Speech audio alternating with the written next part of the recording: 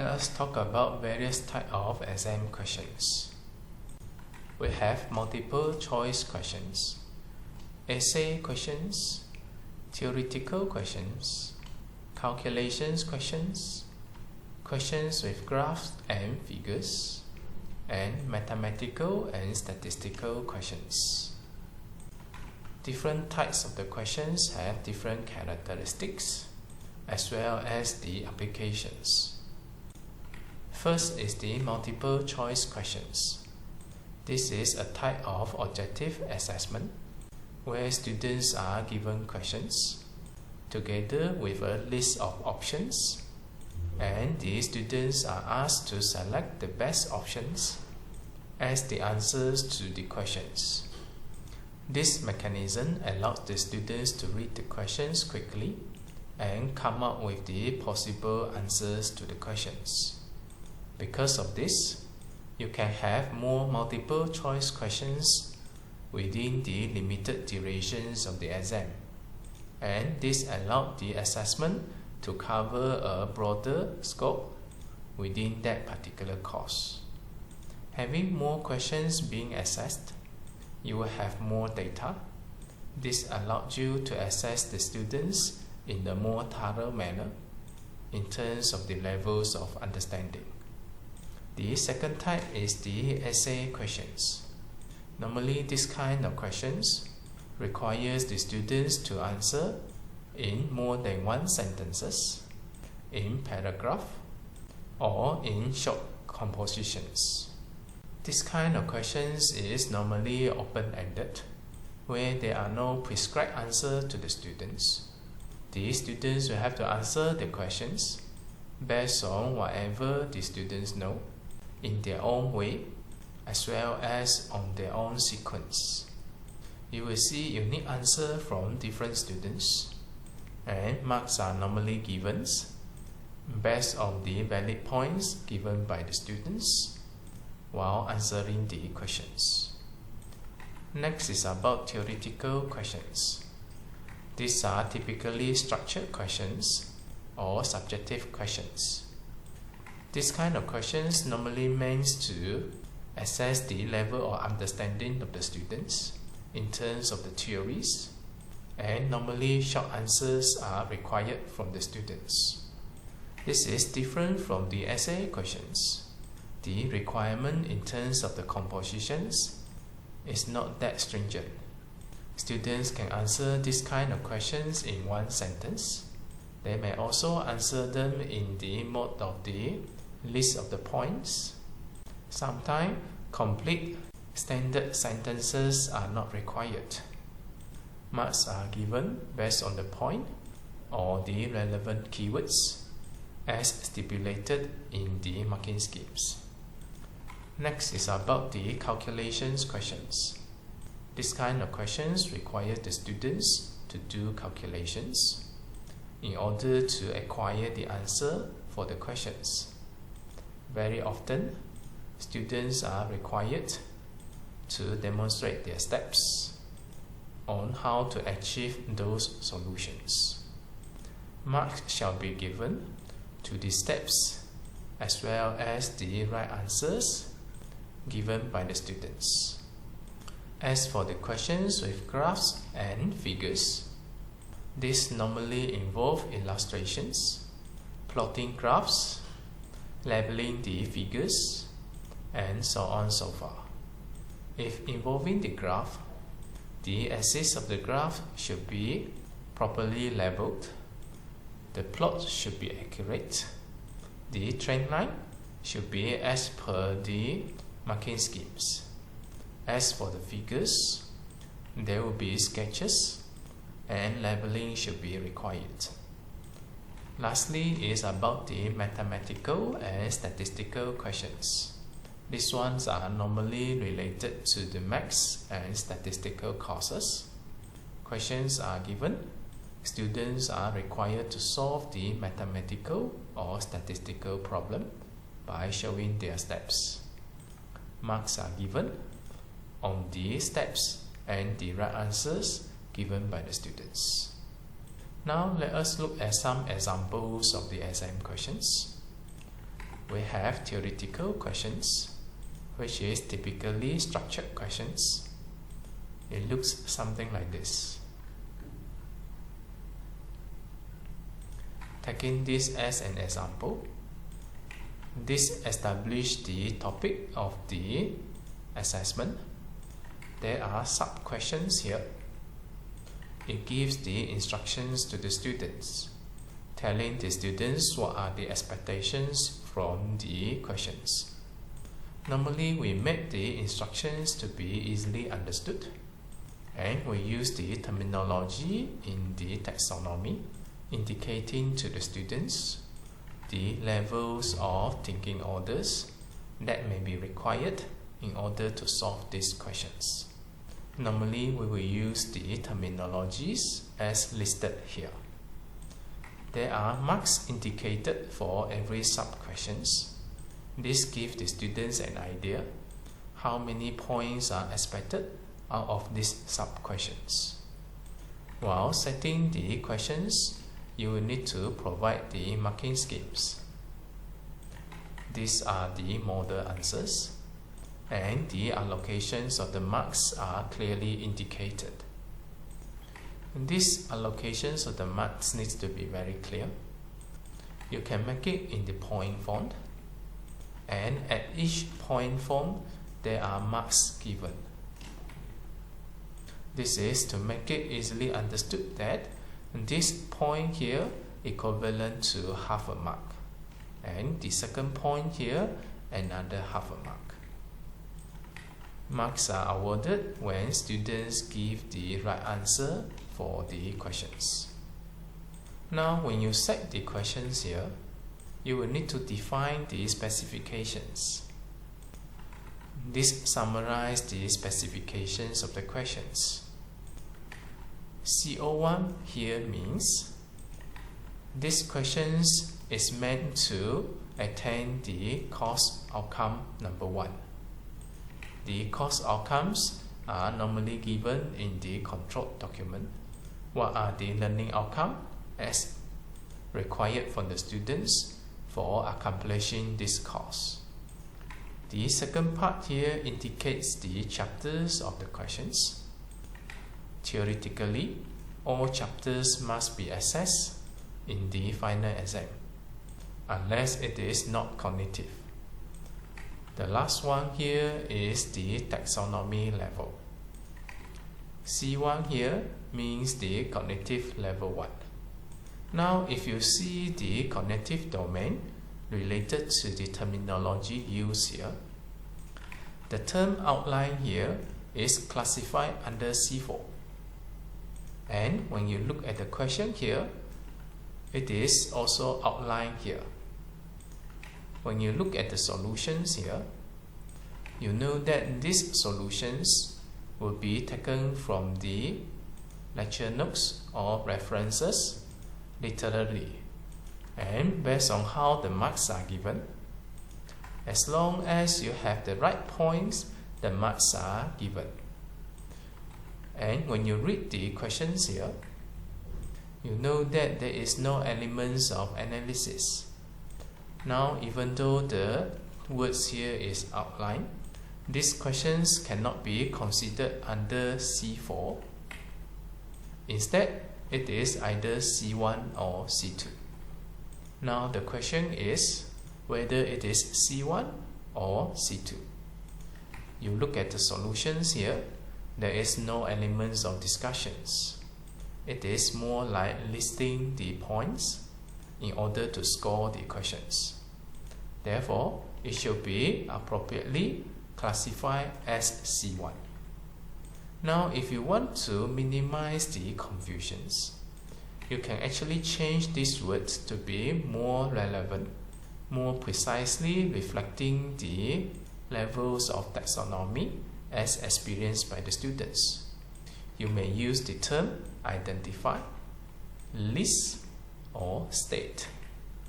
I feel that will be more precise instead of having the term outline. In fact, if you want to put the word outline here, is also okay. Just that you need to be careful that defining the taxonomy level is not solely based on the terminologies that you used. You will have to really look into the questions, simulate the thinking orders that students go through for you to confirm the levels of taxonomy. Another thing about these theoretical questions here, there are several sub-questions. Let's say for these questions, we have 1, 2, 3, 4, 5, and 6 sub-questions. There are pros and cons on this. When you break down the questions in various sub-questions, this allows the students to answer the sub-questions that students can do, even though there are some sub-questions they cannot answer. This will allow a better assessment, more accurately pinpoint the areas that students can answer, as well as the areas that students cannot answer. The disadvantage of this here is, these kind of questions are normally quite guided. Now, if you really need to assess very high levels of cognitive domain, justifications may be required. I'm not saying that you cannot assess high levels of cognitive using this kind of structured questions. You will have to look into the thinking order that the students experience too in giving the solutions for the questions. This is another way that you do the marking scheme. Let's say these questions asking you to identify and explain. Now this part will be identified and this part will be explained. Marks are indicated. Then you will know that most likely there will be 4 points that you need to give in order to score the questions entirely. Based on the specifications given here, this question is meant for CO1. It is in the first chapter and there are elements of explanations. Therefore, it is C2. As for the allocations of the marks, it is clearly stated that each point equivalent to half a mark. This will be half a mark and the explanations will be another half. You need 4 points here for you to score the complete 4 marks. It is possible to have more than 4 solutions for that particular questions, which in this case, students only need to provide 4 points to get the full marks out of this sub-question. This is another way that you could do the marking scheme.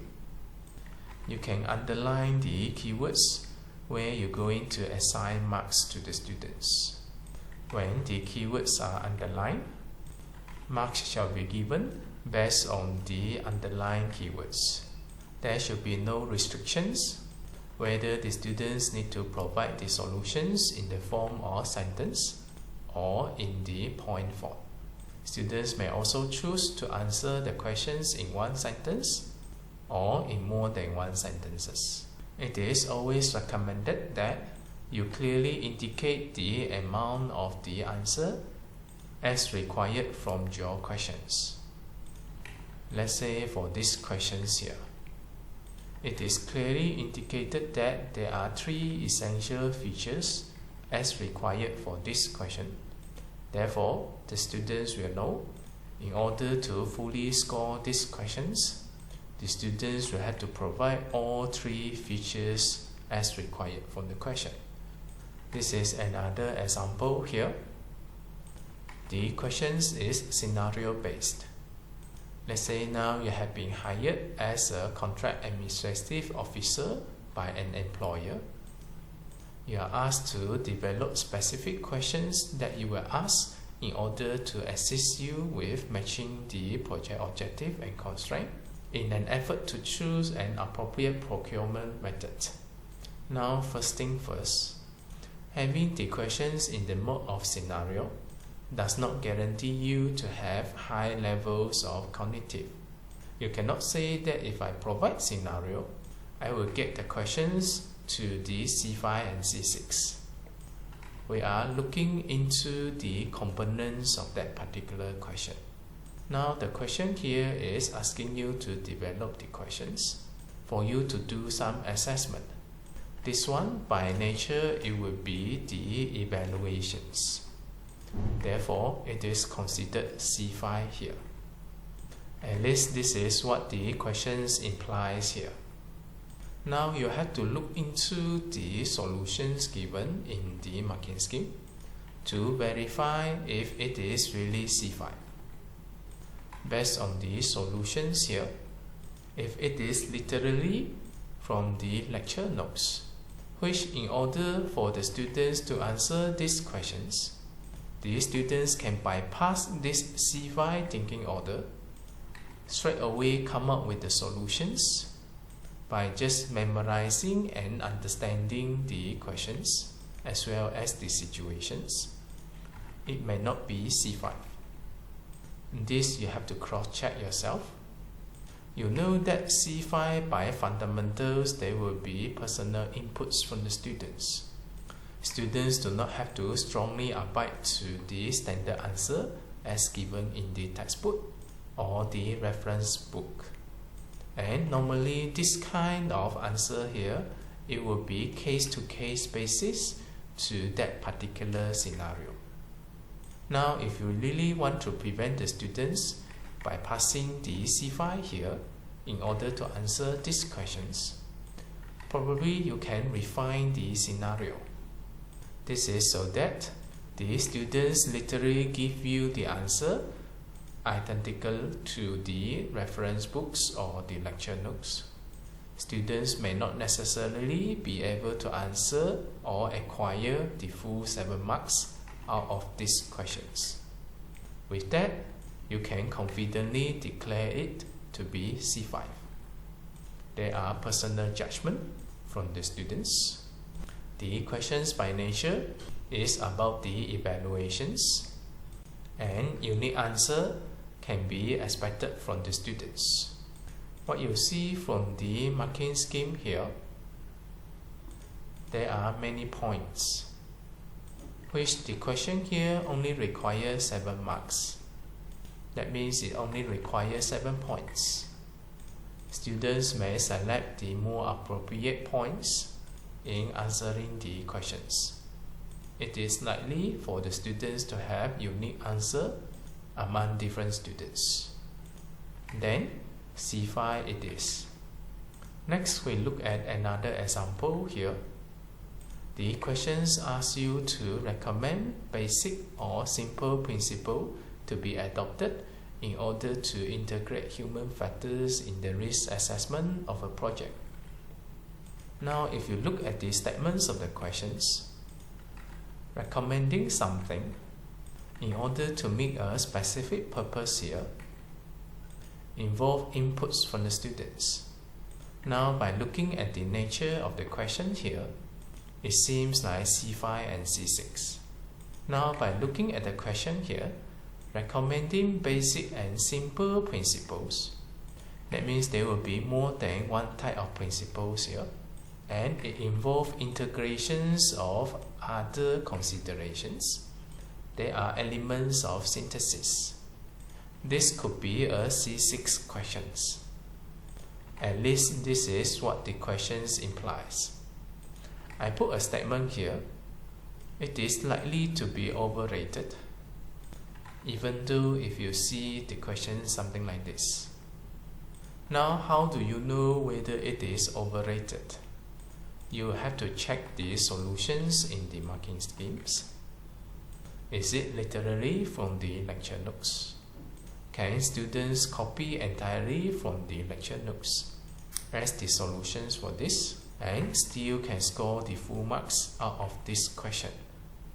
If the students can do this, that means the students actually bypass the level 6 thinking order, only required C2, which is understanding, in order to acquire full marks out of this question. Then this might not be C6. In order to have it to be C6, you will really need to make sure there are elements of synthesis. Now, when you talk about more than one principles here, most likely the relevant principles doesn't come side by side. It could come from different chapters or different fields of study or some common sense or prior knowledge of the students. This you will need to cross-check. And then the second one here, you want the critical inputs from the students. In order to avoid the students bypassing the thinking order of C6 here, straight away come up with the solutions literally from the lecture notes. You might need to do something in terms of the scenarios and the conditions. Make it more specific instead of under the general situations. If possible, you will need to integrate the elements of analysis as well in the questions, preventing the students bypassing it by just writing the standard answer as given from the lecture notes. Now, when you have a scenario, the students will have to diagnose the problem. Now, having those problems identified, you have to integrate the relevant components of that problems and come up with the recommendations as required by the students. With that, you can confidently declare this as C6. These are some techniques that you can use in order to more appropriately reflect the levels of taxonomy for the exam questions that you design.